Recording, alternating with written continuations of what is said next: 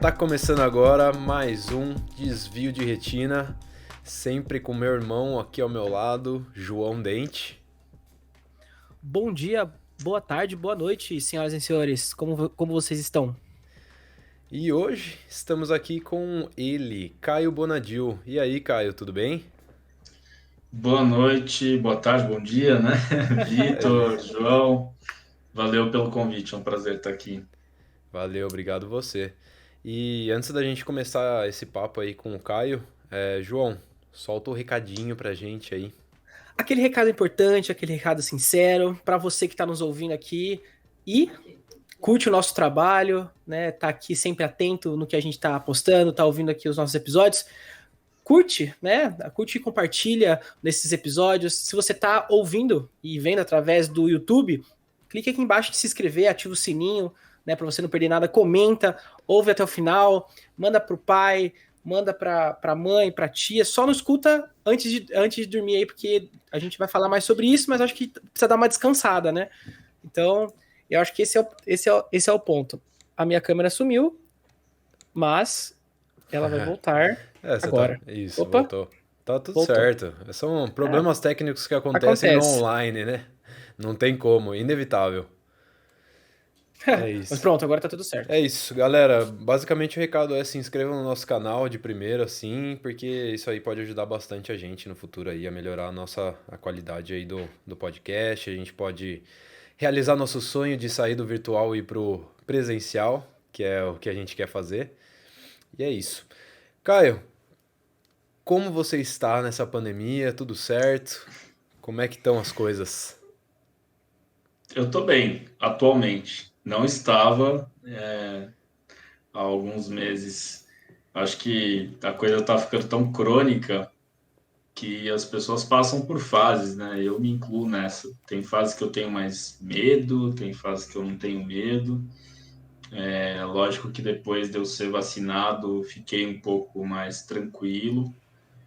Mas no início foi muito difícil, né? Muito triste você ver as coisas fechadas na rua.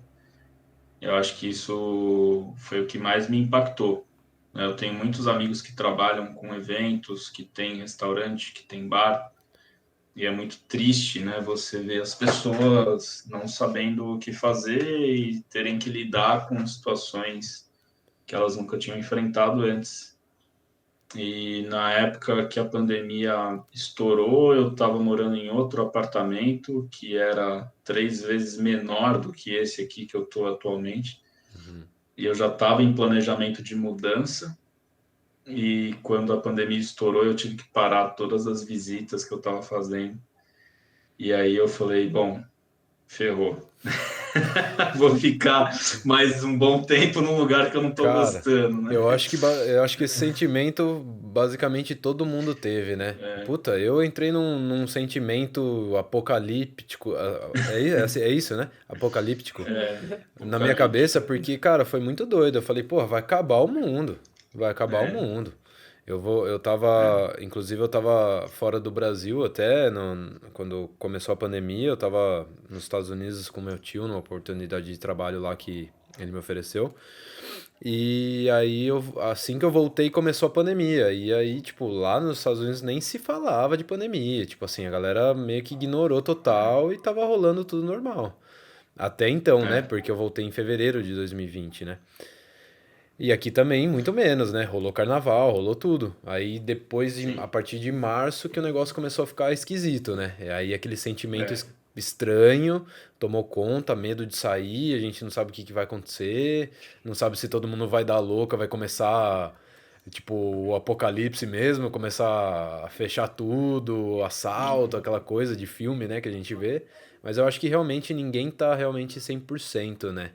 E é é. exatamente isso que você falou, são fases, né? Tem momento que a gente tá se sente mais à vontade, e tem momentos que a gente tá meio com medo, né? Desesperado. É. Mas são fases, né? Eu acho que isso vai persistir até todo mundo ser vacinado, né? Ou pelo menos a grande maioria da população.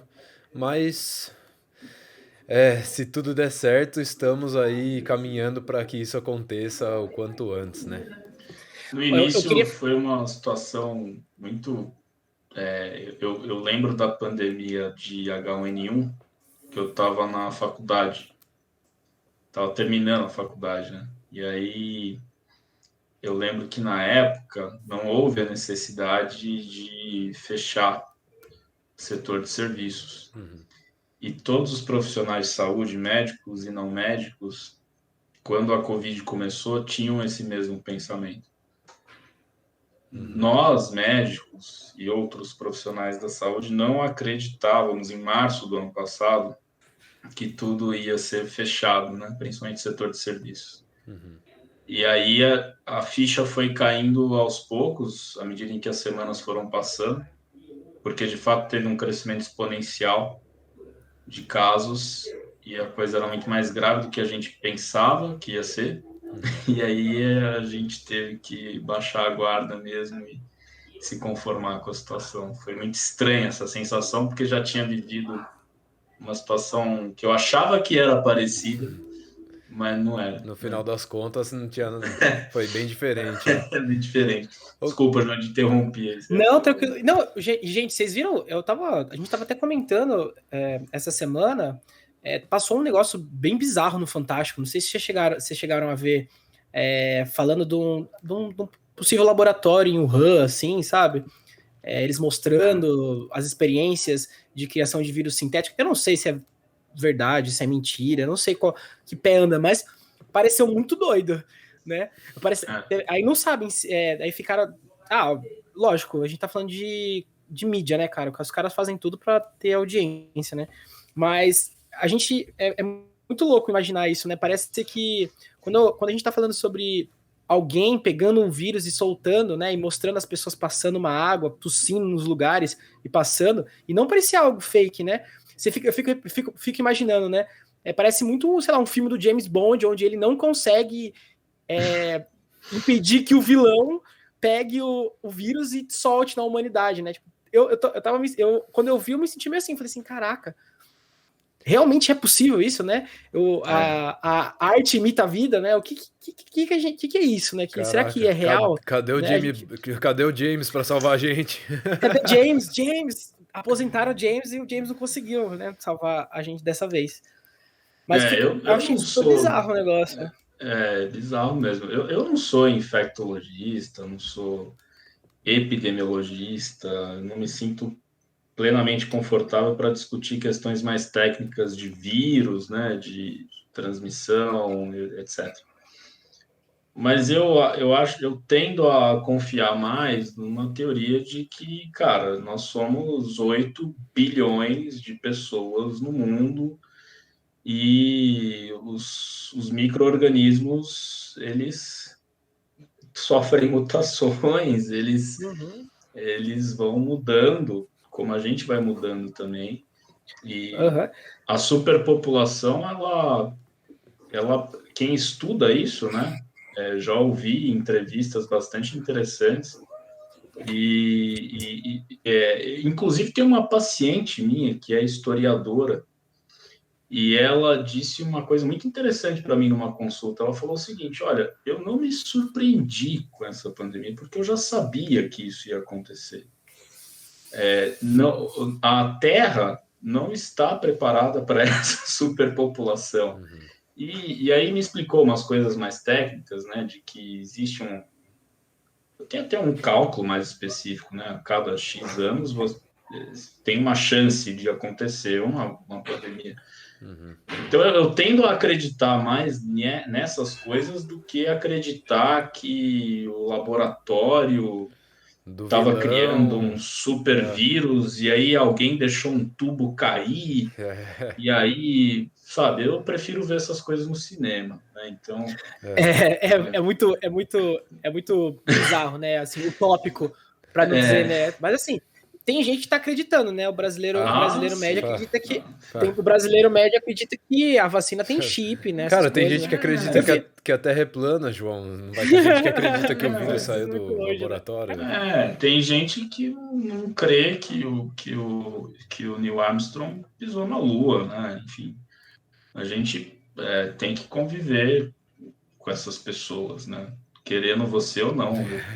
Eu tento viver em harmonia São com 8 todo milhões, como mundo. Às você vezes disse, eu né, acho Caio? até engraçado, né? Quando eu ouço umas coisas dessas, assim, porque, enfim. Mas, Soa até como piada, né? Mas enfim, a é, gente vai seguindo, né? Vai fingindo que tá. é, Vai. Meio que ignora, entra aqui, sai aqui, e vida que segue, né? é isso aí. Ô Caio, e conta um pouquinho pra gente, pra quem não te conhece, tá aqui te ouvindo, quem é você? Quem é Caio Bonadil? O que você faz? Já sabemos Não, que tem a eu ver com quero deixar um medicina, ponto. hein? É, Eu quero deixar um ponto. Eu quero Deixa um deixar um ponto. ponto muito importante.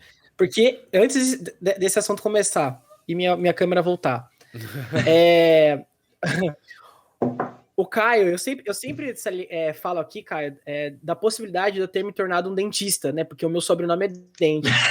Mas o Caio, ele faz. Eu acho que ele já veio preparado, na minha opinião, porque ele tem um dos nomes no Instagram dele mais genial do que eu já vi na minha vida.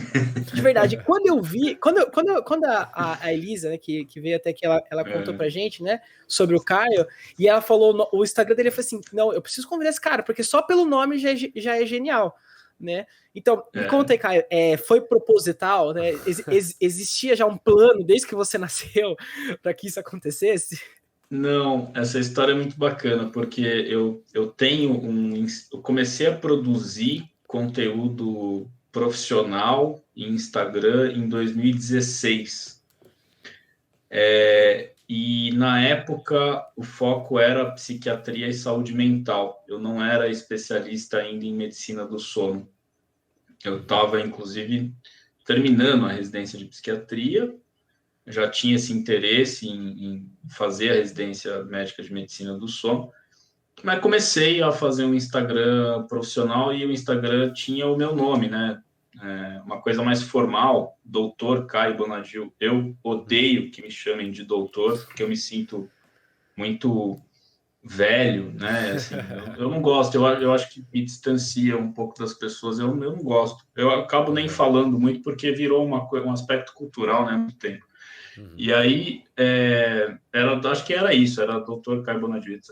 E aí, há 2 anos, eu comecei a investir mais na produção de conteúdo de medicina do sono com uma estratégia de marketing digital, porque o Cris, que é um amigo que agora virou sócio e ele começou a estudar isso e me convidou para fazer uma estratégia de marketing digital no meu perfil profissional. E nós começamos a montar isso, né? Para vocês terem uma ideia, o primeiro produto que a gente teve ideia de criar era algo para crossfiteiros. Opa, E opa. aí, Ainda, Opa, ainda tem esse falou, produto? falou. Eu faço CrossFit, hein? não tem. Aliás, ele nunca existiu, apesar da Ah, gente ter conversado com muitas pessoas. Eu fiz CrossFit durante 6 anos, né? ó, que legal. Eu treinei acho que na segunda academia de CrossFit do Brasil. Caramba. Eu coloquei piso nessa academia, então assim, eu tive uma relação muito próxima, né? Até hoje eu tenho amigos dessa Sim, época, que né? massa. E aí, a gente pensou nisso, mas aí o que aconteceu? Como eu comecei a me especializar em medicina do sono, muitos colegas começaram a me abordar, tanto pessoalmente quanto por WhatsApp, ou até mesmo nas redes, querendo discutir casos clínicos de pessoas que tinham transtornos de sono que eles não sabiam resolver, né? Ou às vezes não sabiam nem começar a como abordar uma queixa de sono de um paciente. E aí eu virei para o Cris, eu falei, Cris, nós estamos errando. A demanda não é CrossFit, a demanda é o profissional de saúde que não sabe o básico de medicina do sono. Aí a gente começou a investir na formulação desses produtos, que são cursos livres sobre medicina do sono para profissionais de saúde. Então, atualmente, nós temos 3 Uhum. produtos, né? Uma comunidade de discussão de casos clínicos, que são casos clínicos do meu consultório e do consultório dos pacientes. Nós temos 3 encontros mensais, ao vivo. Temos um treinamento, que chama Treinamento Cai no Sono, que é um curso de 30 horas. Tem uma parte ao vivo e uma parte gravada. que é um curso mais denso, mais teórico. E agora a gente está lançando o Lacuna, que é um curso mais enxuto. E a ideia de chamar Lacuna é porque é a lacuna de conhecimento que os profissionais de saúde não tiveram na graduação, que eles precisam saber. E, inclusive, inscrições estão abertas neste momento. E aí, quando a gente começou a investir mais nisso, eu fui dar uma palestra na Cubo, do Itaú. E meu Instagram ainda era Dr. Caio Bonadil, acho que era isso. Ou psiquiatria, cara, sei lá. Eu tava eu, Cris e a namorada dele tomando um café antes da palestra. E aí a gente virou um pro outro e falou, cara, tá ruim. Tá ruim isso aqui, não tem impacto, né? Todo médico tem lá doutor isso, doutor aquilo, não é minha cara. E juro por Deus, foram 5 minutos. Eu tinha também um quadro de lives, e esse quadro de live precisava também de um nome. E aí, em 5 minutos, eu falei assim, o Instagram vai se chamar Caio no Sono, e aí, em seguida, ele falou, o quadro de lives vai se chamar Dormecast. Foi isso. Perfeito, cara. Perfeito, que sacada, né? Teve que mudar o slide na hora ali, porque no final eu deixo meus contatos, a gente teve que mudar, né? Mudou ali na hora, ali, mudou tudo ali. E aí, atualmente, eu tenho focado na produção de conteúdo desses cursos. É um negócio que eu tenho um outro negócio que é o meu consultório. Eu fiz medicina na Faculdade de Medicina do ABC. Quando eu entrei, não comemorei, porque no dia que saiu a lista, minha avó faleceu. Deu tempo de falar que eu tinha passado, mas ela faleceu no final do dia. E aí entrei na faculdade meio assim, né, meio esquisito e tal. E os primeiros anos foram muito difíceis porque foi um choque, né? A gente sai de um mundo muito confortável e entra num mundo em que você é desafiado o tempo inteiro, né? Mas foi uma experiência incrível, eu tenho muita saudade de lá, penso em voltar algum dia para dar aula, para ser professor, ou ter alguma contribuição, né, para a faculdade. Não sei se isso vai acontecer, a vida vai colocando a gente para caminhos, né? Eu só voltei lá para festa. Você imaginava que você ia... Você imaginava que você ia chegar no ser um criador de conteúdo, trabalhar com internet? Antes de entrar antes de entrar na faculdade, eu queria ser jornalista, advogado, arquiteto, amo arquitetura, adoro, piro uns negócios de arquitetura. Já pensei um monte de coisa. Aí eu tive que fazer um estágio no colégio da área que você queria cursar. Acabei fui meio besta, assim, acabei fazendo num hospital de uma amiga minha, na época que a família tinha um hospital. E falei, cara, nossa, eu quero ser cirurgião, porque a família inteira dela é de cirurgião. E aí eu entrei na faculdade querendo ser cirurgião, querendo abrir barriga. E adorava anatomia, adorava as especialidades cirúrgicas. Depois flertei aí com a otorrino, com a radiologia, mas sempre a saúde mental, porque até sempre estava ali, porque minha mãe é psicóloga, minha mãe é professora de literatura. E na faculdade eu tive contatos, né, muito próximos com as matérias, né, de psiquiatria, de saúde mental, de psicologia médica. Aí no 5º ano eu decidi, fiz as provas, entrei na residência de psiquiatria da Santa Casa, de São Paulo, e antes de entrar na residência eu fiquei 1 ano na Marinha, que eu brinco que eu fiz a Marinha sem mar, porque eu fiquei na sede administrativa da Marinha aqui em São Paulo. E eu tive muita sorte, porque lá para meados de abril, né, os comandantes chegaram para a gente e disseram que o Exército estava precisando de médicos no Hospital Militar de Área de São Paulo, que fica aqui no Ipiranga. E como eu não estava suportando muito essas coisas de militar lá na sede administrativa, eu falei, eu quero ir para o hospital. E aí eu fui pro hospital e dei a sorte, porque eu caí no serviço de saúde mental do Exército. Então, a residência de psiquiatria são 3 anos, então a gente fala, né, entre a gente, é o R1, R2 e o R3. Eu fiz o R0, né, lá no Exército, né? E Foi um quem me pré, foi um pré, né? supervisionava eram 2 psiquiatras, era o Major Saraiva, o Tenente Ribeiro, eles meio que foram meus preceptores, assim. Foi muito legal, né? A gente pegava de tudo, né? O Exército uma população enorme, né? Então foi uma escola. E aí fiz a residência de psiquiatria, queria me especializar em alguma coisa, mas não sabia o quê. Batendo um papo. Caio, posso te fazer uma pergunta antes de Qual? você avançar no assunto? Eu fiquei com uma dúvida aqui. Quando você falou que você atendia a população do Exército, existiam casos, como, por exemplo, a gente vê nos americanos, que tem, por exemplo, vou dizer um exemplo: alguém vai para o Haiti ou vai para algum lugar em coisas de paz. Eu estou pensando nas operações que tem no Brasil, né? Porque os americanos vão para o Iraque, lá, Oriente Médio e tudo mais. Existe aqui no Brasil isso? De militares que vêm com problemas psicológicos, não conseguem voltar das operações e tudo mais? Existe, mas a nossa zona militar aqui de São Paulo acaba não pegando muito o pessoal que está em operação militar que a gente vê na TV.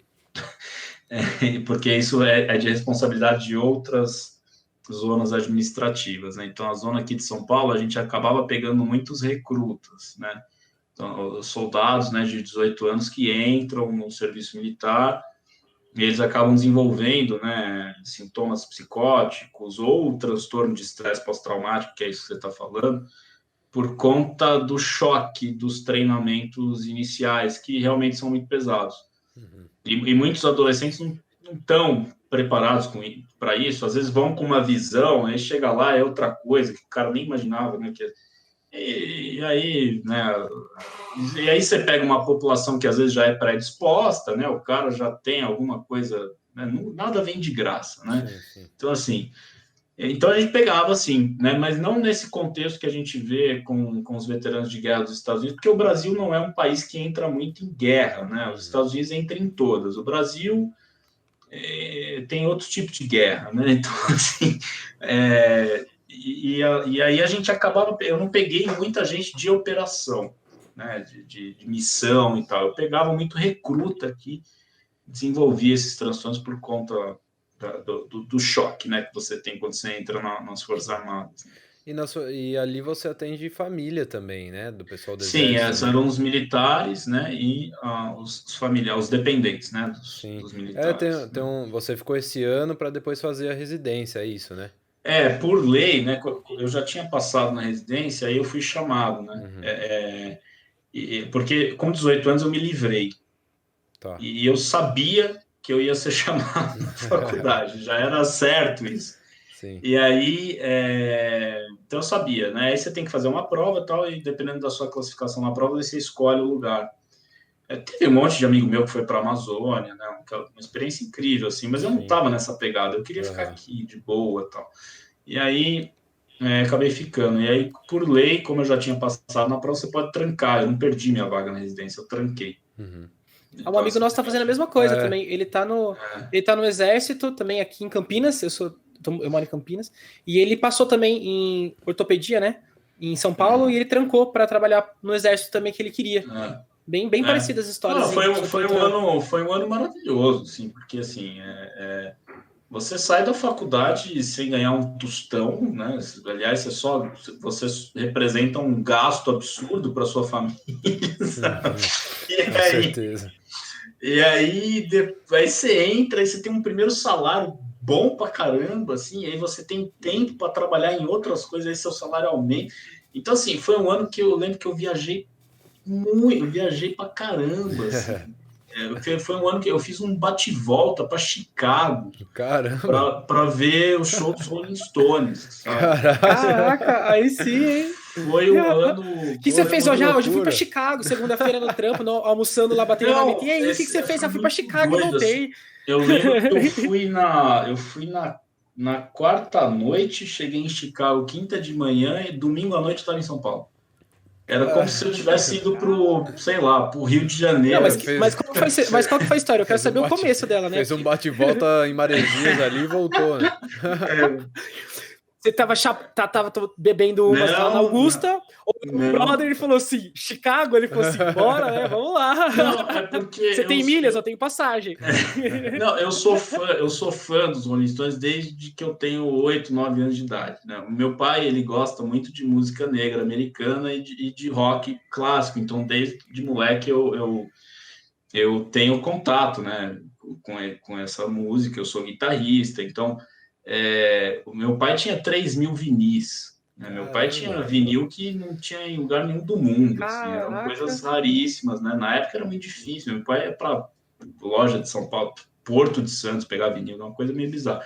E aí eu acabei, eu gosto muito de rock, não sou fanático, eu tenho uma tatuagem dos Rolling Stones aqui no meu braço. Sim. Então E aí, cara, eu sou completamente louco pelos caras. E em 2005, 2006, que eles fizeram aquele escarcéu lá em Copacabana, que foi uma bosta esse show. Foi para, né, alimentar o ego do Mick Jagger. E eu fui, né? Na época tinha uma banda, fui e chegamos lá 7 da manhã. A gente emocionou, né? Queimamos a largada. Certeza, né? Quando os Titãs entraram às 9 da noite, o lugar já não tinha policiamento nenhum, né? Quando a gente chegou de manhã, tinham várias barraquinhas da PEMERG, tava ok, né? Mas 9 da noite, quando o Titãs entrou, acabou. Foi um caos eterno. Não foi aquilo que a Globo falou, foi seguro, foi isso. Não, foi um caos. E eu lembro que começou uma briga de faca, né, Nossa perto da Senhora. gente, assim, era uma galera que estava lá, eu não sei lá o que era. E aí quase que o baterista da minha banda foi atingido, né?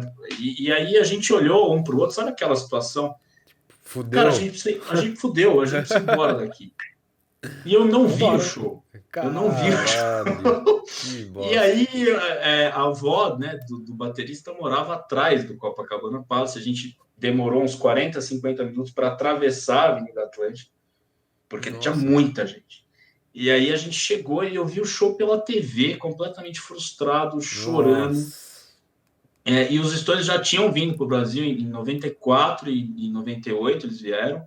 E você já tinha Eu visto 90... eles ou não nessa época? Não, eu era moleque, eu não fui Pô. pro estádio. Meu pai foi, mas eu não fui, né? Morava no interior na época, aí meu pai foi foi com a minha mãe, com um amigo dele em 94, 98 ele não foi. Uhum. 98 eu vi pela TV, né? A Globo transmitiu, eu vi pela TV. Uhum. E aí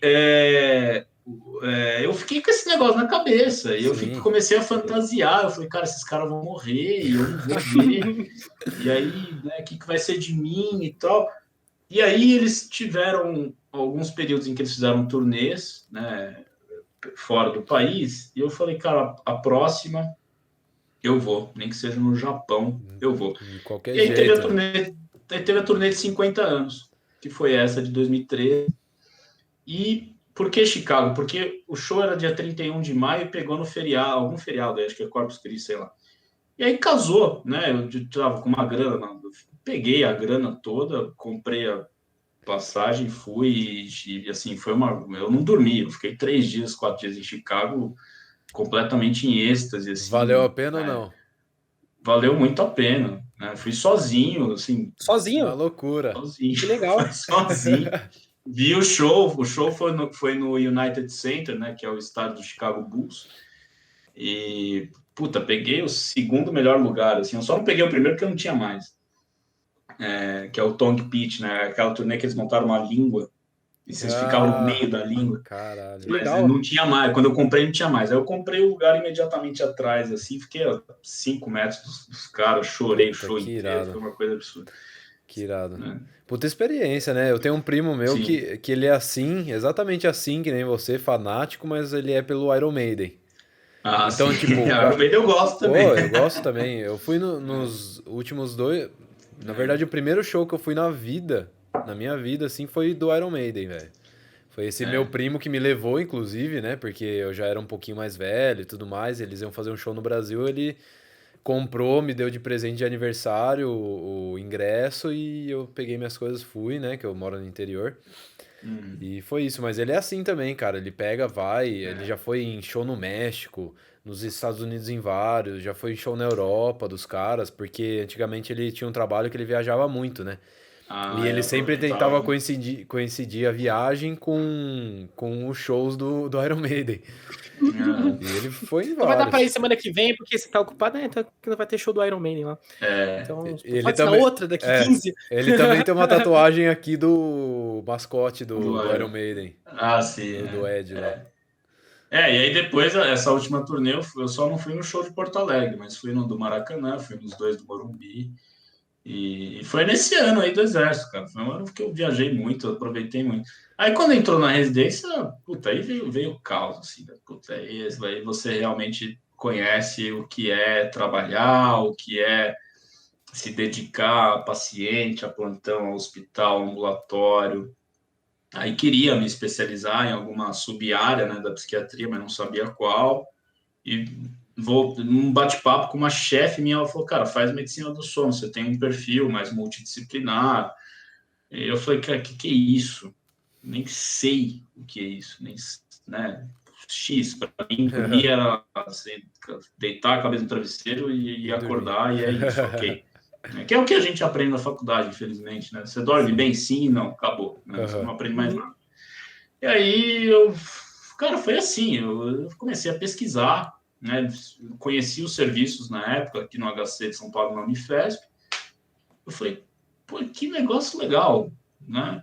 Foi assim, juro por Deus, foi assim, que negócio legal. Foi por interesse, assim, foi por curiosidade mesmo. Caiu no Aí, colo, falou, porra, gostei. aí Caiu prestei no colo, entendeu?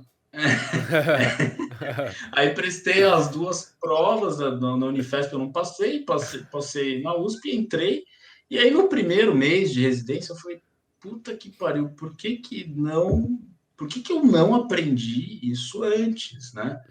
E aí foi uma coisa muito louca, assim, comecei a identificar um monte de gente na família que tinha apneia, por exemplo, e eu falei, cara, O que seria apneia? Apneia não é apneia, não é aquele apneia negócio é que você quando faz pra sei lá, pra surfar. Os surfistas na eu verdade, sei. assim, a apneia é uma parada, né, de respiração, né? Mas Ah, a tá. apneia obstrutiva do sono, ela acontece enquanto o paciente está dormindo, e Ah, aí sei. a via aérea do paciente, a via aérea superior, ela se fecha, né? O paciente engasga. E aí isso Não é gera... ronco. Não ronco, né? Tipo assim, O pode ser ronco, pior. ele é um dos principais sintomas da apneia, né? Entendi. Nem todo mundo que ronca tem apneia, nem todo mundo que tem apneia ronca, mas o ronco é um dos principais sintomas da apneia. E aí isso gera uma série de consequências nocivas, né, para o paciente, porque quando ele engasga, a saturação de oxigênio, a concentração de oxigênio no sangue fica oscilando, né, durante a noite, que é uma coisa que a gente chama de hipoxemia intermitente, né? E essa oscilação de oxigênio, por conta dessas paradas respiratórias, que a maioria delas o paciente nem percebe, gera um processo inflamatório no corpo que, no longo prazo, vai aumentar a chance da pessoa infartar, dela ter um derrame, de desenvolver um diabetes tipo 2 e até demência. Caramba.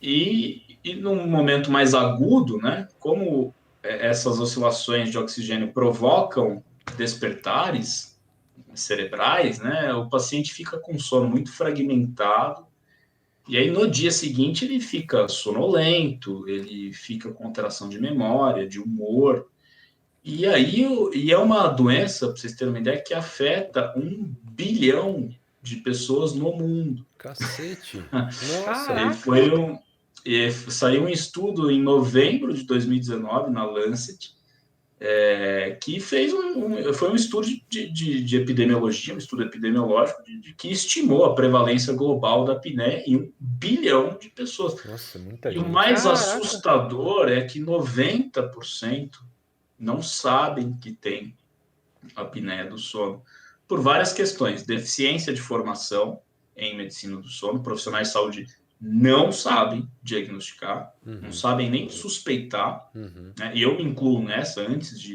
me especializar, por falta de laboratórios, de polissonígrafos para fazer diagnóstico, e também acesso, né? Não é todo mundo que que tem acesso a serviços de saúde ou a profissionais de saúde, infelizmente, né? Então, cara, eu comecei a olhar e falei, meu Deus, fulano tem apneia, ciclano tem apneia. Nossa, todo Que mundo tem. que é uma coisa que eu brinco até hoje. Às vezes eu faço stories ou posts para feed, e eu fiz uma vez, foi muito engraçado. Sabe aqueles eu não sei quem criou isso exatamente, né? Numa escala de 0 a 9, como você está se sentindo hoje? Tem até Tem umas isso aí é meio fotos, né? Umas fotos, isso, que assim. foi uma coisa que eu copiei de um post que eu vi dos Cenas Lamentáveis. Não sei se vocês gostam de futebol, dos Cenas Lamentáveis e tal. É, E aí não acompanho muito. cara, eles colocaram lá, numa escala de Romário Aham. saindo da balada, como você se sente hoje, né? Aí tinham várias fotos, uns caras de ressaca e tal. Eu falei, cara, eu vou fazer a mesma coisa com a apneia.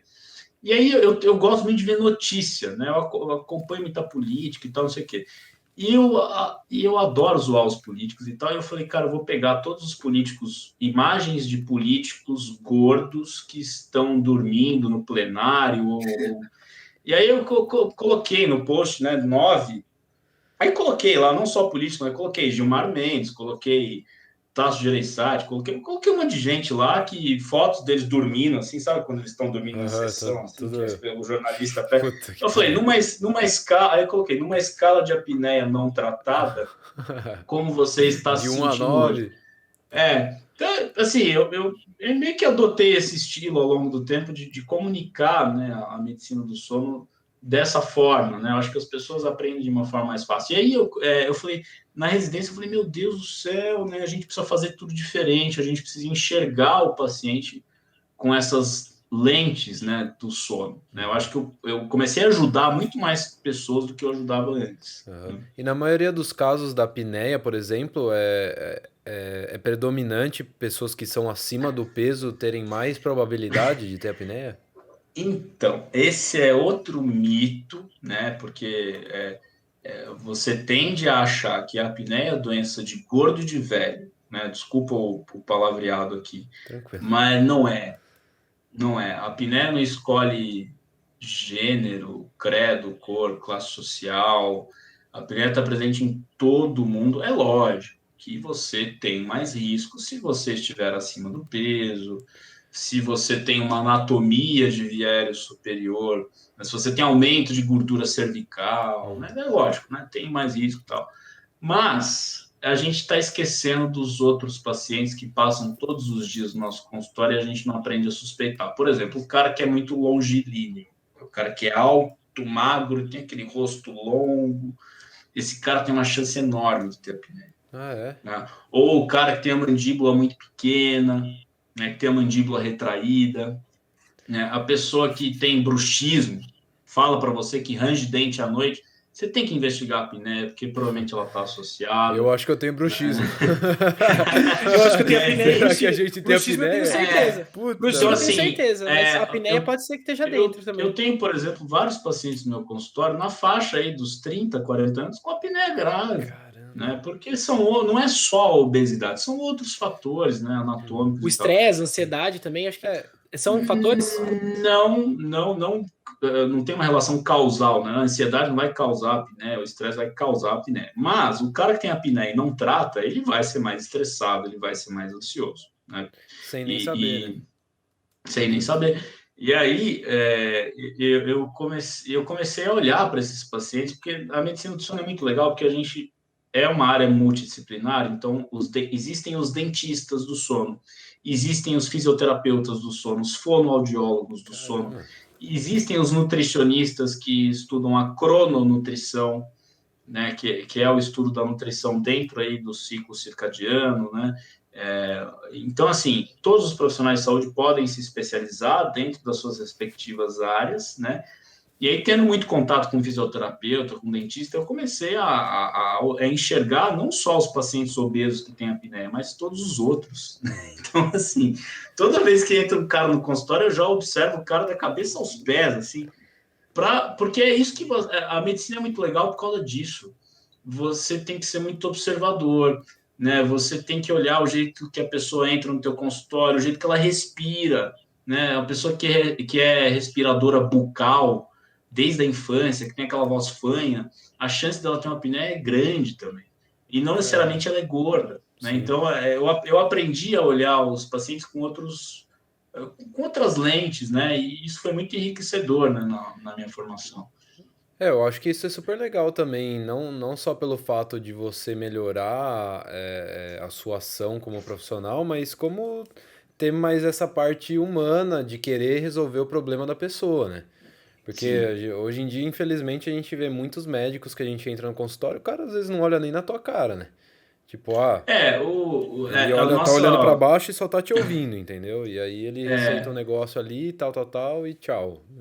É muito complicado isso, né? Porque o nosso sistema de saúde ele é muito complexo, né? A gente tem, na verdade, nós temos o Sistema Único de Saúde no Brasil e embaixo dele você tem o sistema de saúde suplementar, você tem o sistema público, você tem o sistema privado, você tem as operadoras, você tem sistemas híbridos e às vezes em determinado contexto em que o médico está inserido ele acaba se sentindo muito limitado, né? Ou ele acaba criando vícios, né, de atendimento. Eu, quando eu estava muito plantão, trabalhava à noite. Putz, assim, eu teve um dia que eu cheguei em casa e falei, cara, eu estou me tornando uma pessoa que eu não queria me tornar. E aí você tem que tomar decisões, né, na sua vida, né? Uhum. Então, a nossa formação, a nossa rotina é muito cruel, lógico, não tirando a responsabilidade de profissionais que não estão nem aí para o paciente. Uhum. Eu acho que tem maneiras e maneiras, mesmo em contextos difíceis, de você atender uma pessoa com um mínimo de dignidade, né? Uhum. Então, a gente não, infelizmente, nós não temos controle sobre as ações, Não tem, não né, tem como. dos Não tem profissionais que nos como, atendem. Então, claro. é lógico que agora é muito complicado, né? Mas eu conseguia chegar, né, num período muito bom em que eu tenho muita liberdade na minha prática, né? Só que Uhum. assim, eu paguei um preço, né? Eu tive um processo aí longo, ainda estou construindo esse processo.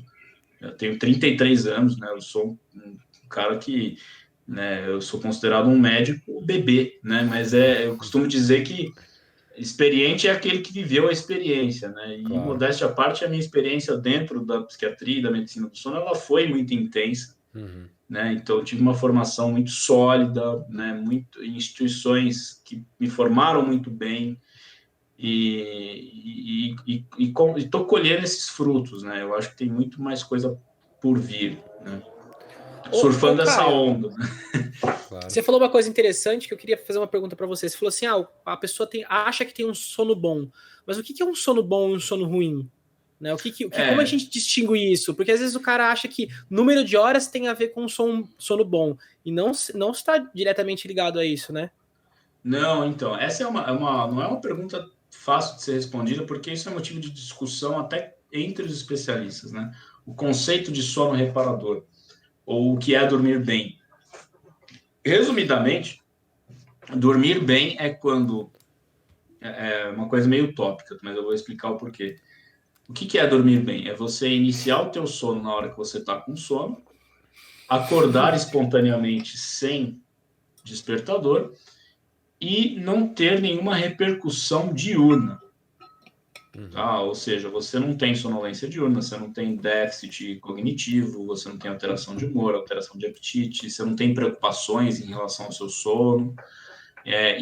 E seguindo o teu cronotipo. O que é isso? É como os nossos níveis de atividade e de produtividade se comportam ao longo das 24 horas. Então, tem pessoas que são mais noturnas, rendem mais à tarde e à noite. Pessoas que são mais diurnas, rendem mais de manhã, 8 horas da noite já está pedindo arrego. Tem pessoas que são intermediárias. Necessidade de sono, ela varia também entre as pessoas. Tem gente que precisa de 8, tem gente que precisa de 9, 10, tem gente que precisa de 5 ou 6. Então, dormir bem é respeitar o seu cronotipo, a sua necessidade de sono individual, sem ter nenhuma repercussão diurna. Tá? O problema é que desde a invenção da luz elétrica, a gente perdeu mais ou menos 2 horas de tempo total de sono. Então, muitas das nossas rotinas, elas acabam invadindo horários habituais de sono e aí sim surgem os problemas de sono, tá? Então, dormir bem, basicamente, é isso. A gente não pode ficar obcecado por 8 horas. Esse conceito de 8 horas serve para muitas pessoas, para outras não. Tá? Então, a necessidade de sono, ela é individual. Cada um tem a sua e ela varia com o envelhecimento, tá? É importante uma rotina? Ter uma rotina, assim, por exemplo, você também não pode... Estou dizendo que algumas coisas que acontecem comigo, né? Antes, eu até achei super interessante vir aqui conversar, porque eu tenho pesquisado um pouco mais e tenho... Antes eu não era uma pessoa que dava muito valor para o sono. Eu dormia pouco e achava que estava tudo bem. Mas eu percebi que está diretamente ligado à minha produtividade, diretamente à minha vontade de fazer as coisas. E isso que você falou, às vezes que eu durmo pouco, eu estou numa reunião, eu estou gravando aqui o podcast, eu não consigo lembrar umas palavras. Parece que some da minha mente, assim. Não consigo desenvolver algumas atividades, né? Ter motivação para para treinar, essas coisas, né? Isso dificulta um pouco. Sim. E até isso que eu ia perguntar, é importante ter uma rotina? É importante realmente seguir um horário específico, tanto de final de semana quanto dia de semana? O ideal é que a gente tenha rotina, né? A gente tem horário fixo de acordar. Essa é a principal pista ambiental para o nosso cérebro entender o que é claro, o que é escuro, o que é vigília, o que é sono. Então, fixar o horário de acordar, ir para a cama somente quando estiver com sono, acordar no mesmo horário todos os dias, independente da quantidade de horas que você conseguiu dormir, não fazer compensações. Dormi mal hoje, então vou dormir 3 horas à tarde. Isso não é recomendado porque vai afetar o seu sono noturno, vai alterar o teu ritmo circadiano, vai alterar o teu apetite, o teu humor. Então, fixar o horário de acordar e ir para o quarto somente quando for dormir mesmo, quando estiver com sono, né? Deixar as atividades que estão relacionadas à vigília para fazer fora do quarto, né? O ambiente de sono ele só serve para transar e para dormir. Você não pode transformar o teu ambiente de sono num refeitório, num escritório. Mas e agora que o home office, Caio? Por exemplo, eu tô trabalhando de casa. Como que a gente faz, né? Uma paciente, uma vez, eu falei isso para ela, ela falou, não, mas você quer me fuder, né? Porque eu moro no estúdio.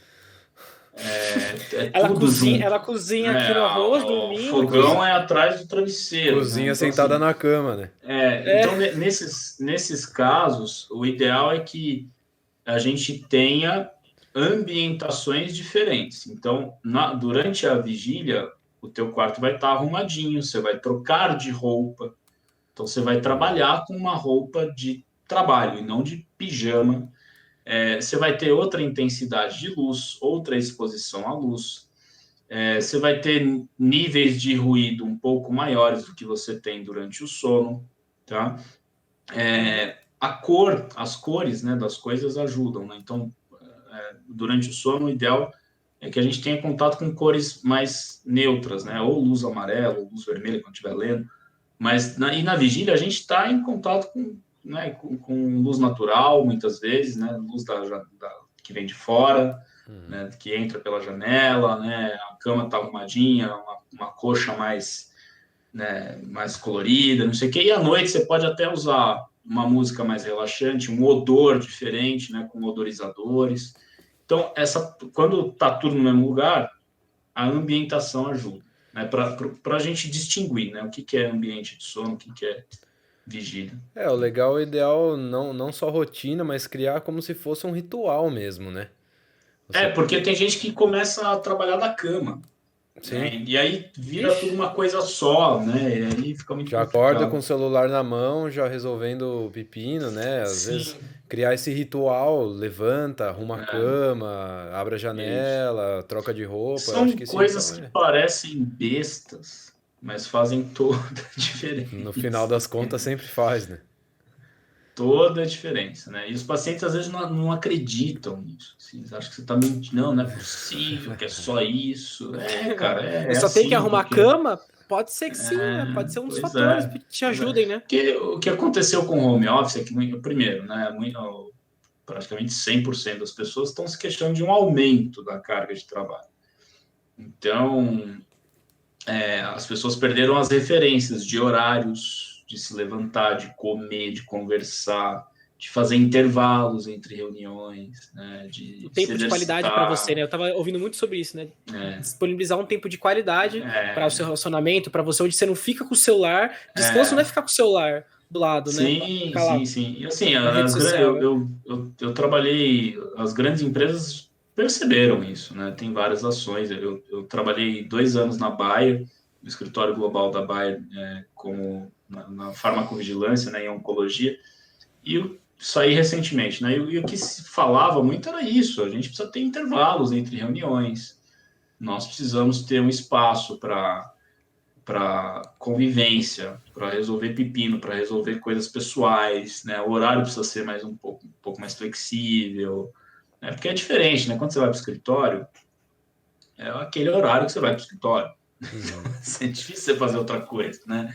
Então, assim, mudou muito. Eu acho que dificilmente vai voltar para o que era antes, 100%. É, Eu acho que mas, algumas coisas a gente vai é, manter, mas né? é muito louco como a cabeça funciona também, porque às vezes você tá ali e vai, sei lá, acaba, sei lá, não tira uma hora de almoço, por exemplo. O cara vai tá com um É, trabalho na cabeça, ele já tá em casa, né? Tá trabalhando de casa. Aí ele não eu, vai eu fazer uma hora de almoço, ele vai fazer 20 minutos e já vai voltar ali. Eu percebi que eu preciso de 2 horas de almoço. Cara, 1 hora de almoço É muito parece que corrido, eu né? tô sendo estuprado. Não, 1 hora É é muito pouco, corrido. cara. Você Eu não imagino. tem, é corrido, assim, é corrido. A hora que você tira a comida do micro-ondas já acabou É, 1 hora de almoço. Então, assim, 2 horas eu acho que é legal. Aí, né, um monte de gente vai me ouvir e falar, Caio, porra. que viagem, né? Que Cala a empresa boca, que, né? que empresa que vai dar Que, 2 horas né? pra mim? Pois Tem que é, comer preenchendo mas planilha, pô. Mó certo isso aí. exato. Mas é isso, né? Eu vejo que eu atendo muitos pacientes que estão em home office que estão comendo e nem sabem o que estão comendo na frente do Zoom. Só que com isso você fica com aquele comer mais ansioso. Você come muito rápido, não dá nem tempo do estômago mandar uma mensagem de saciedade para o cérebro, aí geralmente você come muito mais do que você deveria comer, começa a comer em horário errado, começa a ter predileção para alimentos mais calóricos, Uhum. começa a ter comer noturno, né? Geralmente Uhum, alimentos mais calóricos também, né? Que é a única coisa que a gente uhum. não quer à noite, porque à noite nosso corpo está se preparando para um jejum muito prolongado. Uhum. E a única coisa que a gente não quer à noite é refeição pesada. Isso atrapalha o nosso sono, né? Atrapalha todo o nosso metabolismo, toda a nossa fisiologia. É muito louco, Então, mas o corpo percebe isso, não percebe? Quando tá chegando a noite. Porque assim, muita gente também entra percebe. naquela questão, tipo, como é que o corpo vai saber que é dia, que é É, noite? Se você vai comer carboidrato depois das 8, não sei o quê, mas só que. o problema não é o carboidrato depois das 8. O problema Excesso, né? é a porção, Sim. é o porcionamento, nem sei se existe essa palavra, das coisas. Proporção, quantidade, qualidade em carboidratos e carboidratos. Né? Comer um pão francês à noite é É diferente de você pesado. comer uma maçã antes de Aham, dormir. Tá? claro. Então, assim, proporção, quantidade, horário, e a gente tem que lembrar que o sono é uma construção, né? A construção do sono começa no momento em que você acorda. E tudo que você vai fazer ao longo do dia vai impactar de uma forma ou outra na tua noite, né? Então, se Uhum, você comer errado o dia inteiro, o teu sono definitivamente não vai ser bom, uhum. tá? Eu lembro muito da época que eu era residente, às vezes emendava o plantão com a residência. Cara, assim, hoje eu olho para trás, eu não sei como é que a gente sobrevive, né? A gente faz muita coisa errada, né? Você come muita porcaria, você come em horário errado, ou você não come, né? Uhum. Fica 16 horas sem comer, tipo Nossa. assim. E aí quando você vai comer é uma pizza com uma coca, né? Então é lógico Pô, que Porque vai o ter seu um. corpo não quer saber, o seu corpo não quer saber de uma comida saudável. Ele tá E desesperado assim, por energia. Ele quer que você enfie caloria nele, exato. né? E falando dessa forma, né, parece uma coisa meio exército, assim, então não pode? Não, lógico que pode, mas o problema é que isso não pode virar rotina, né? Poxa, lógico, eu adoro comer, adoro cozinhar. Minha família, da parte de pai, é italiano, da outra parte é baiano com português, né? Então é comida o dia inteiro. Uhum. Né? Assim, eu amo comer, amo cozinhar, amo nutrição, uma área que eu acho fantástico, assim, adoro. Cara, né, mas assim, não pode virar rotina. Eu não posso comer uma pizza todo dia antes de dormir, porque eu sei que eu vou me ferrar em algum momento, sabe? Sim, Mas uma vez ou outra não tem problema. E sempre focando em quantidade, né? Acho que isso é o mais importante. sim. A não ser que você seja um fisiculturista e precise consumir 6.000 É, calorias no dia.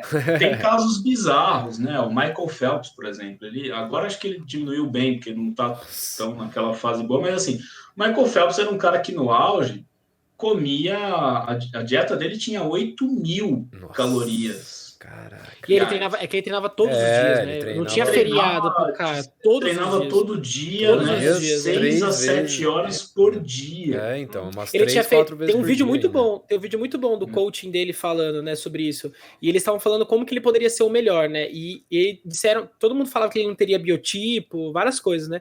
Ele falou: como que eu posso ser o melhor? Então eu vou treinar todos os dias sem parar para pegar 40 dias a mais. Eles fizeram um cálculo e em X anos ele conseguiria ser 10 anos melhor do que qualquer pessoa que tivesse junto com ele, assim, bizarro o Sim. negócio, bem bizarro, né? E agora sim, a população tem que entender que o Michael Phelps representa 0,000000001 da humanidade, sabe? Você Uhum. não é o Michael Phelps. Então, Você não, 90%, definitivamente você não é o Michael Não Phelps. 90 adianta. por 99,9% da população não pode comer 8.000 calorias por dia. Exatamente. É simples assim, entendeu? Uhum. Então é foda, né? Porque às vezes o cara vê essas reportagens e tal e quer fazer igual. É muito comum isso, né? Ah, A não ser que você treine num ritmo igual do Michael Phelps, aí você pode até Exato. consumir, né? Mas se É, não, do contrário, fica na comida saudável aí, vamos lá, sem pizza É que nem todo o pessoal dia. fala de overtraining, né? O cara treina, sei lá, 45 minutos por dia, mal levanta peso e ele fala assim: não posso ir hoje porque tô no overtraining. Cara, não vai acontecer isso com você, a sua realidade é totalmente outra, não vai existir isso. Existe para quem é profissional, quem tá no alto nível, né? Eu quero fazer, gostei do assunto, eu quero fazer alguma pergunta. E quais são o que pode acontecer, né? Quais são os malefícios de dormir mal, né? O que fora você falou da memória, perda de apetite, como que isso afeta o corpo? Eu tinha visto que parece que no longo prazo de você dormir pouco, fala se tá errado, você é um especialista, né? Parece que é muito parecido com uma grande ressaca no seu corpo, ou consumir muito fast é, food, algumas coisas assim, né? Como que funciona os malefícios de não dormir muito bem? é. Até pouco tempo atrás, viu? A gente não sabia muito bem quais são as funções do sono. Né? Aliás, até hoje isso é motivo de muito estudo, mas a gente já sabe relativamente muita coisa. Na década de 60, 70, tinha uns caras muito loucos, assim, que faziam competições de quem ficava mais tempo sem dormir. Tinha até uma sessão no Guinness disso aí. E o Guinness Book proibiu a continuidade aí desse recorde, porque, se eu não me engano, acho que o recordista, não sei se ele morreu ou se ele foi parar na UTI, algo assim. Caramba. E aí depois fizeram alguns estudos em modelos animais de privação de sono total e os ratinhos morriam por infecção, por edema agudo de pulmão, por descamação da pele, aí você tira nessa barreira e aí tem mais infecção, um monte de descompensações assim do sistema cardiovascular, né, do coração, do pulmão e tal.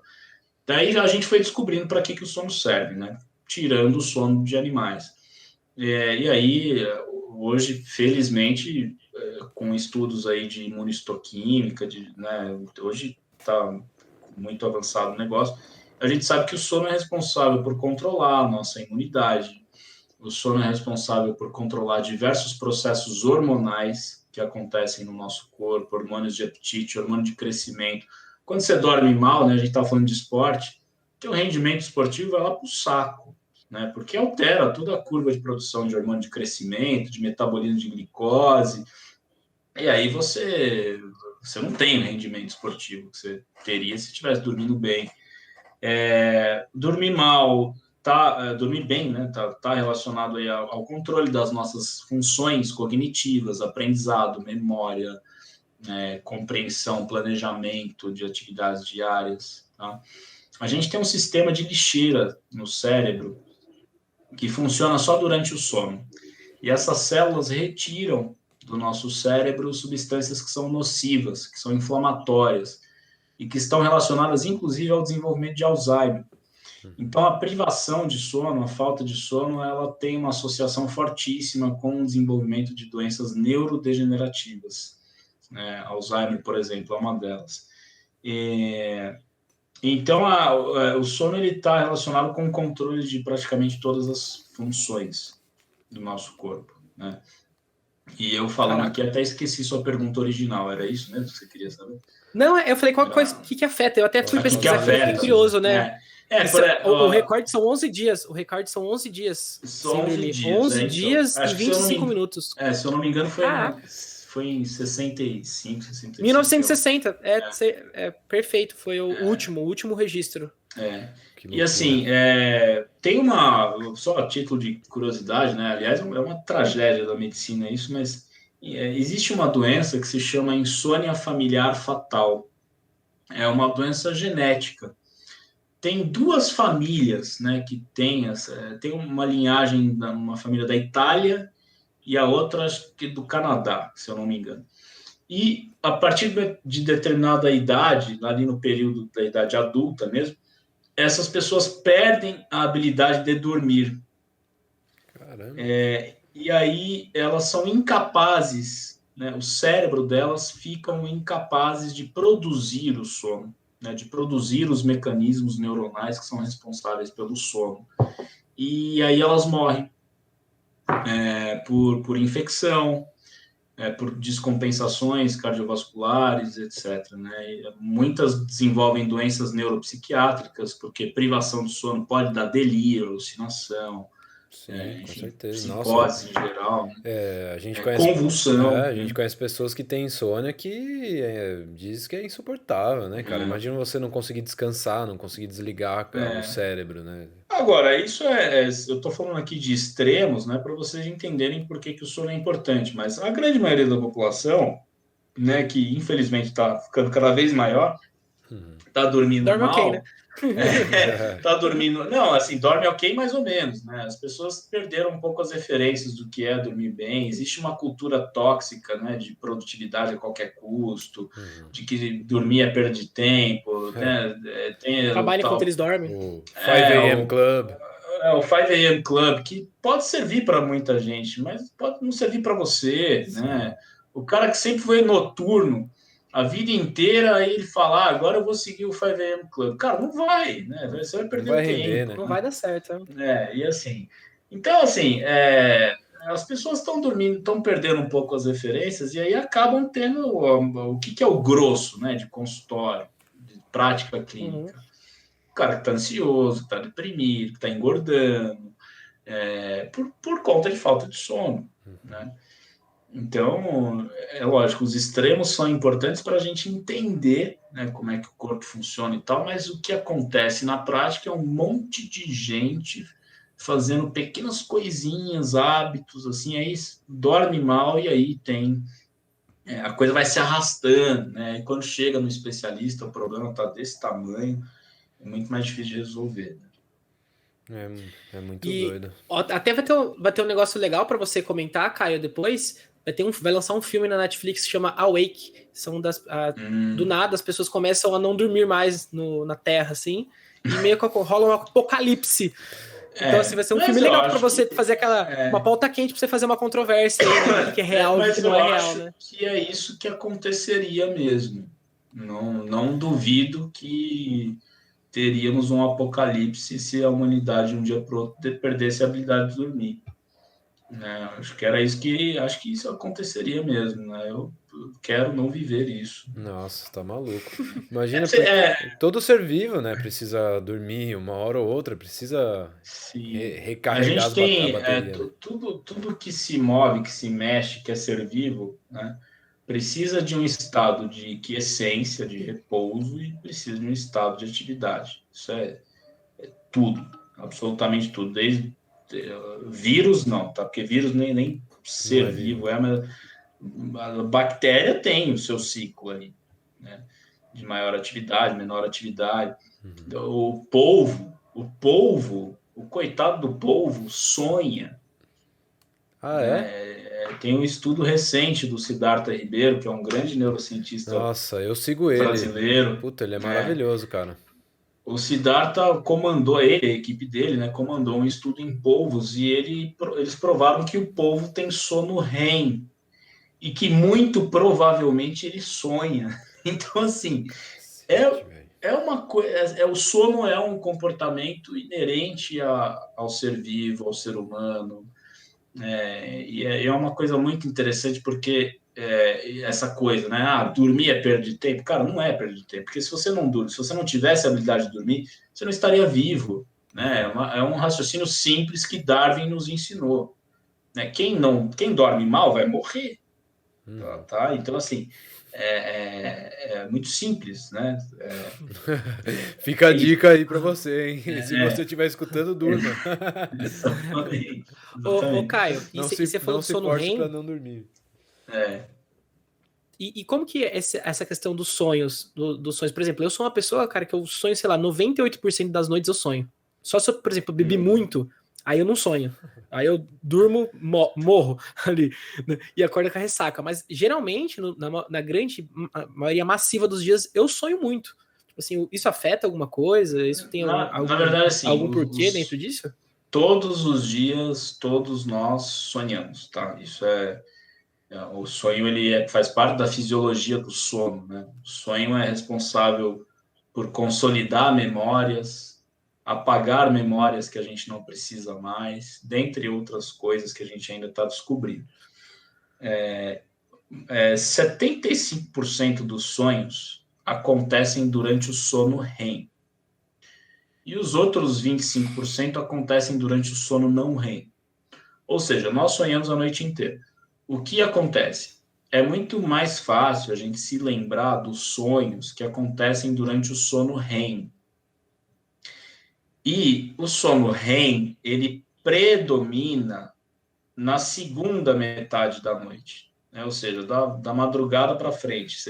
A gente tem uma maior densidade de sono REM. Então, quando a gente acorda de manhã, estatisticamente é mais provável que a gente esteja acordando do sono REM. Desculpa, só Por isso uma que é muito dúvida. comum a gente acordar e lembrar. O que eu sou no REM? Eu não sei o que eu sou no REM. O sono REM vem de uma sigla em inglês, né, que é Rapid Eye Movement, né? Então, movimento rápido dos olhos. O cara que descobriu o sono REM foi o Eugene Azerinsky, um cara de Chicago, inclusive, voltando para Chicago. Será que ele estava no show Você também vê, lá tá do tudo Rolling conectado, Stones? cara. Você falou pra gente que não estava conectado, mas tudo está. Ele morreu, acho que em 2005, alguma coisa assim. O sono REM foi descoberto em 1953. Tá? Então, o Azerinsky, junto com o professor dele, estava fazendo polissonografias lá no laboratório. E na época não tinha vídeo polissonografia, então os técnicos, os pesquisadores tinham que ficar observando os pacientes. Ironicamente, eles precisavam ficar acordados para observar os fenômenos que aconteciam à noite. E aí o Azerinsky estava lá, à base de muito café, observando os pacientes, e ele percebeu que em determinado momento da noite, os olhos dos pacientes se mexiam rapidamente, no sentido lateral, né? Então, movimentos laterais rápidos por debaixo das pálpebras. E ele observou esse padrão em vários pacientes. E descreveu. E aí, é lógico que juntando essa observação com parâmetros que ele observou no registro da polissonografia, lá no eletroencefalograma, no eletromiograma, então ele percebeu, bom, temos dois padrões diferentes. Temos este momento de sono em que o paciente tem movimento rápido dos olhos, em que ele não mexe nenhum músculo, com exceção do músculo dos olhos, né, a musculatura extraocular e a musculatura da respiração, mas ele fica completamente sem movimento muscular nenhum, movimento rápido dos olhos, a frequência cardíaca irregular, frequência respiratória também um pouco irregular, e o cérebro constante atividade. Uma atividade, aliás, muito parecida em alguns momentos com a própria vigília. Isso é o que a gente chama de paradoxo do sono REM. Por quê? É um cérebro inquieto num corpo paralisado. Né? Ele descobriu isso e descreveu lá em 1953. Aí, a partir daí, o sono se dividiu, né, em sono REM, e tudo que acontecia fora dele virou sono não REM. Né? Então foi assim. E esse estado de REM, ele seria considerado o sono mais pesado ou o sono mais leve, assim? Então, depende do que você chama de sono leve, sono pesado. Eu costumo falar para as pessoas não se prenderem neste conceito, tá? Por quê? Porque todas as fases do sono são importantes. Nós precisamos de todas elas para a gente viver bem. Um ciclo de sono, né, formado por sono REM e sono não REM, ele tem uma duração aí de 1h30, mais ou menos, e ele acontece a cada 4, 5 vezes ao longo da noite. Então, nós precisamos passar por todas essas fases do sono, sono leve, sono pesado, né, seja lá o que for, né, o critério que você vai utilizar, mas nós precisamos de todos eles para viver bem. Tá? Entendi. É que o sono, existe toda uma mística, né, por trás do sono REM. Se eu não tenho sono REM, eu vou morrer. Assim, ele precisa acontecer na proporção correta, e isso varia de acordo com a faixa etária. Né? Agora, e aí, como os sonhos são mais vívidos, né, acontece que os sonhos mais vívidos, mais coloridos, né, que tem aquela história bizarra, né, começo, meio e fim, por mais bizarro que seja, mas eles acontecem realmente mais no sono REM. E é mais fácil da gente se lembrar. E como a gente acorda, muito provavelmente, do sono REM, então a gente acorda, lembra, então tem essa sensação. Mas, assim, o fato de lembrar ou não do sonho não significa sono bom ou sono ruim. Não necessariamente, tá? Acho que tudo tem que ser analisado dentro de um contexto muito mais complexo, com muito mais dados clínicos, né, para você classificar se a pessoa teve um sono bom ou sono ruim, né? Muito doido isso, nossa, não sabia. Porque assim, eu sempre tinha ouvido falar que o sonho acontece na fase mais leve do sono. É isso que eu sempre ouvi falar, assim, na vida, sabe? A gente sonha a noite inteira, né? É que, de fato, eles se concentram mais durante o sono REM. Né? E, Caio, conta pra gente, você tá em algum novo projeto? Tem alguma coisa acontecendo que você quer passar pras pessoas? Algum curso? Alguma coisa que você queira contar? Quais suas expectativas aí pra esse resto de ano? A expectativa, a gente criou, né? Eu falei lá no início, nós criamos esse curso novo, exclusivo para profissionais de saúde, que se chama Lacuna. É um curso de 6 horas, né? São 3 aulas de 2 horas cada uma, em que eu discuto os conteúdos básicos que todo profissional de saúde deveria ter aprendido na faculdade. Para você ter um arsenal mínimo para reconhecer os principais problemas de sono e começar, né, em alguns casos, com uma intervenção mais breve. Né? Só pelo fato de reconhecer mais precocemente e fazer, né, os encaminhamentos corretos, você está ajudando a modificar a história natural de uma doença que pode levar à morte lá no final. Né? Então, a intenção do Lacuna é preencher a lacuna, né, por isso que ele tem esse nome, que a gente teve na graduação. Né? Então, as inscrições estão abertas até o dia 30 de junho, deixa eu ver aqui, até o dia 27 de junho de 2021, não sei quando esse podcast será veiculado. Vai ser na próxima terça, não sei nem se não é dia 27. Próxima terça. Então ele já vai estar rolando. É acabado. Ele vai ter que participar da próxima, quem tá ouvindo aí. A primeira aula vai ser... Não, mas então, o Lacuna, ele vai ser... Né, já vou falar aqui, porque já vai ter acabado, mas o Lacuna vai ser um produto recorrente, né, que o profissional de saúde vai poder comprar a qualquer momento, porque nós vamos gravar o Lacuna, né? No primeiro momento ele vai ser ao vivo, mas posteriormente nós vamos gravar. Entendi. E ele vai virar um produto recorrente. E, além disso, a gente tem a comunidade de discussão de casos clínicos, que a cada 2 meses a gente abre vagas, e o treinamento Caiu no Sono, que agora vai ser lançado a 4ª turma no segundo semestre. Então, todas essas informações que eu estou falando, os profissionais de saúde acham ali no @Caiu no Sono. Tá? E isso é mais focado 100% para quem já é da área da saúde, né? Isso, acadêmicos, né, da área da saúde ou profissionais já formados da área da saúde.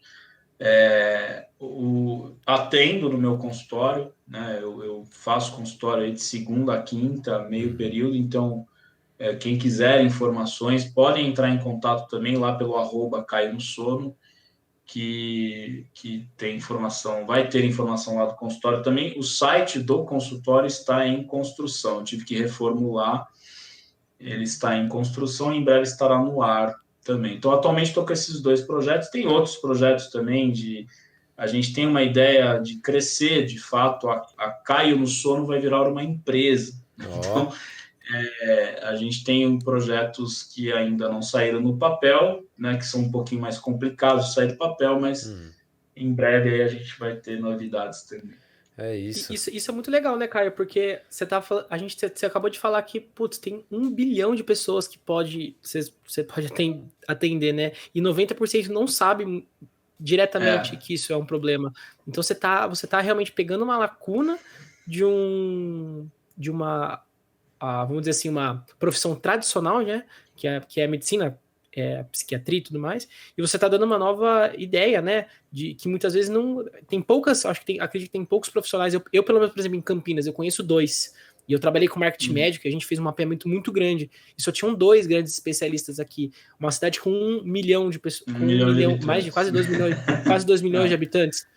Né? Então, assim, e se a gente for fazer um cálculo que 90% tem, né? Vamos dizer assim, então a gente tem muita gente, né? Tem muita gente aí, um baita campo, né? Então, aí quem estiver ouvindo e fizer medicina, ó, tá aí uma baita oportunidade para você que tá falando que o seu setor aí tá sobrecarregado, que tá vendo uma bolha, que tem muito profissional aí, ó. Tá faltando profissional aqui. Eu acho que é uma área, assim, é uma adolescente perto das outras especialidades médicas, né? Então, tem muita pesquisa rolando. Em muitos aspectos é difícil fazer pesquisa em medicina do sono, mas acho que as coisas estão no caminho certo, sim. E Caio, mais uma última perguntinha. No quesito da apneia, tem algum jeito em casa, assim, da pessoa ter uma noção ou uma suspeita de que pode estar com apneia? O ronco, ele é normal em 2 situações, quando a gente está muito cansado ou quando a gente bebe muito. Se o ronco acontece com muita frequência, tirando essas 2 situações, é a hora de procurar ajuda, porque provavelmente você tem algum problema de resistência de fluxo de ar na via aérea superior. Se a pessoa acorda com sensação de sufocamento, com taquicardia, suor, né, isso pode ser apneia. Sonolência excessiva diurna, um dos principais sintomas de apneia. Ou quando o parceiro ou parceira de cama observa a apneia, que é o que a gente chama de apneia presenciada. Então, um está acordado, o outro está dormindo, aí para de respirar, vai cutuca, né, porque acha que morreu. Então, isso é o que a gente chama de apneia presenciada, né? Então, se isso está acontecendo, procura ajuda, porque pode ser sim. É isso, se estiver acontecendo, Procura o Caio. Pacientes que são hipertensos, que são diabéticos e que nunca fizeram uma polissonografia, procura ajuda, marca consulta, porque tem que fazer, porque a associação de pressão alta, diabetes e apneia é altíssima. Assim, né? Então, às vezes, o paciente passa anos sem sintoma nenhum e tem uma apneia ferrada. Né? Caramba. É isso. Caio, muito obrigado aí pela aula e pelas histórias aí que você contou pra gente. Foi muito legal. E Valeu, é isso, bacana. cara. Até uma próxima. Vamos ver se a gente marca de novo algum episódio. Vamos sim. Valeu, Caio. Foi 10. A gente tinha que fazer um crossover, né? Da Elisa com o Caio, neurociência, sono. E a gente aqui só. Não, a gente ia ficar em silêncio aqui, só assistindo. Não, eu fiquei em silêncio várias horas aqui, só escutando a aula, né? Porque eu realmente não desconheço muitas das coisas que você falou, eu nem sabia, e aí a gente foi aprendendo aqui, e tenho certeza que quem for ouvir vai aprender também, né? Não, muito legal. Muito obrigado pelo convite. Foi muito legal esse bate-papo e tô aberto aí para próximos convites. Acho que dá para fazer muita coisa bacana. Assim, a Elisa, fantástica. Eu ouvi o podcast que vocês fizeram com ela, muito legal, né? Elisa, meu sonho é ser igual a Elisa, né? Surfar, ser Né? zen pra caramba, assim, Não, tem, você né? viu, Tá- a gente é 200 por hora, que tá falando, ela tá assim, não, veja bem, olhe, A gente o metralhando a Olha, coitada. quem sabe eu chego lá algum dia, né? Eu fiz uma Com live com certeza. ela muito legal. Você é uma pessoa fantástica, né? Mas muito Elisa, bacana. Parabéns pelo sensacional. trabalho de É vocês. isso, obrigado. E é isso, Obrigado, gente. Caio. Obrigado por acompanhar aí. Não se esqueçam de se inscrever no nosso Obrigado. canal, hein? É Isso aí, isso. gente. Obrigado Até a por tudo próxima. e até a próxima. Valeu.